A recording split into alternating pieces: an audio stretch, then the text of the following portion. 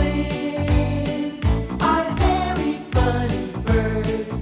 They walk with a waddle, are shaped like a bottle. They really look absurd. But penguins are very friendly chaps. Their bellies are white, they love cold weather, and their backs are black. Let's go to the Antarctic, 'cause that's where they are found.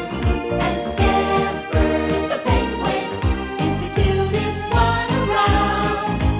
Penguins are little, but they stand tall. And Scamper the penguin is the cutest one of all.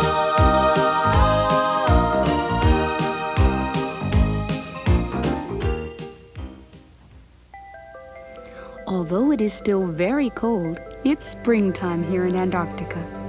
This is a land of great beauty. Nowhere is the air clearer or the scenery more beautiful. But the Antarctic can also be a harsh and dangerous place.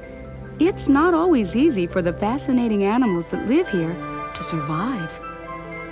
This is the story of one of these creatures, an Adelaide penguin named Scamper. But to tell the whole tale of Scamper's adventure, we need to go back to last spring, even before Scamper was born.